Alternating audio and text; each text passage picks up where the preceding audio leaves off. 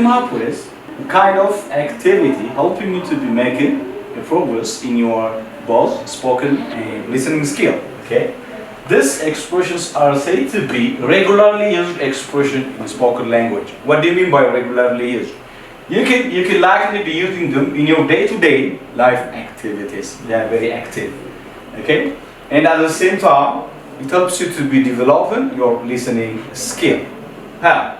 If the person you're talking to comes up with this kind of expression, you can let the conversation go on without any confusion. The first ones are used when someone or something is unknowing.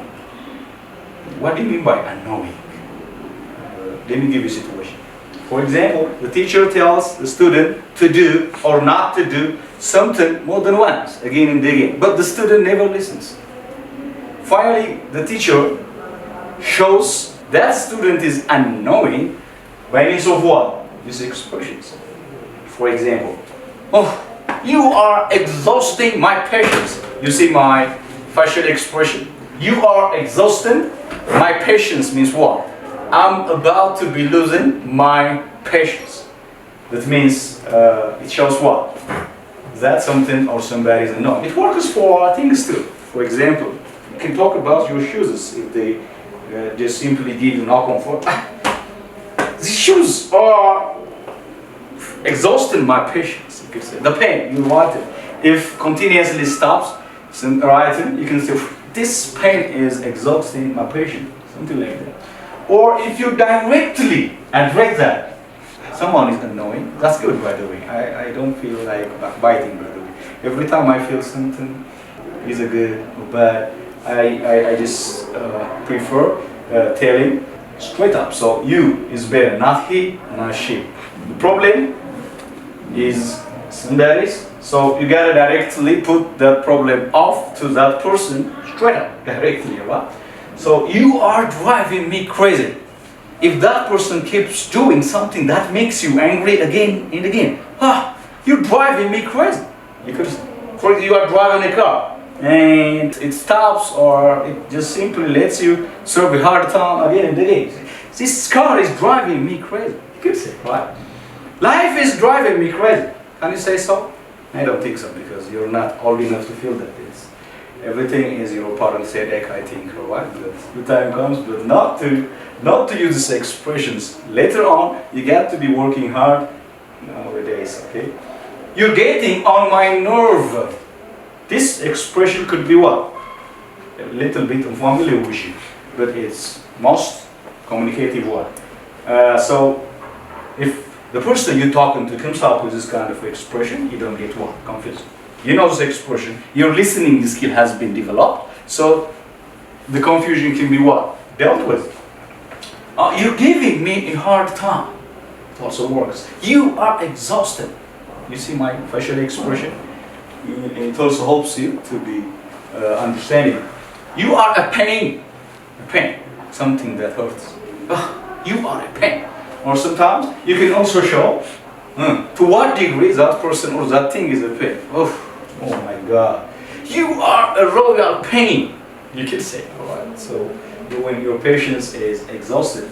Or you can say what? You're a pain in the neck. Have you ever had a pain in the neck? Have you felt how bothersome it is? So that person is making you feel like that. You are a pain in the neck. So practice them again and again, okay? Just to develop, as I told you, your skills.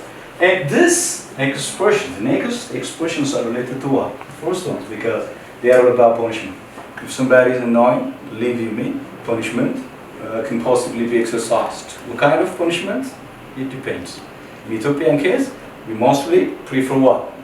Knocking, or what? Pinching, or slapping, or smacking, or zidaning, or kicking, and what have you, right? I don't know if it works or not, but it is said to be punishment. Punishment in a sense.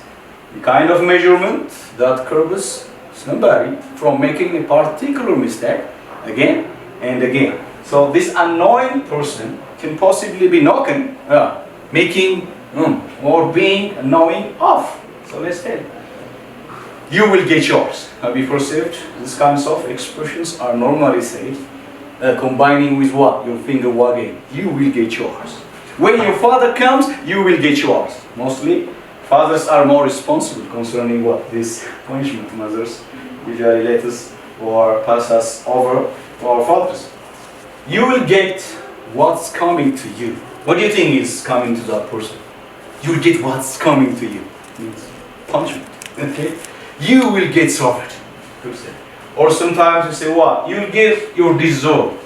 When we just simply try to see the literal meaning of dessert, it's a kind of sweet food that is served right after meal, right? But this dessert, expecting that person is like what I told you earlier on.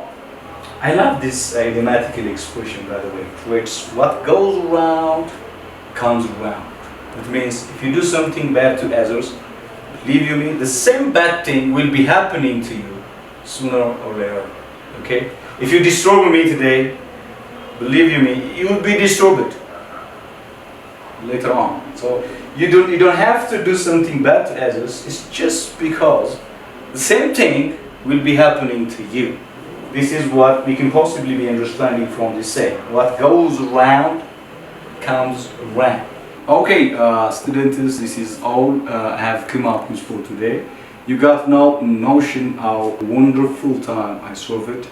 I devotedly hope so have you. So thank you very much again. I love you. Much love.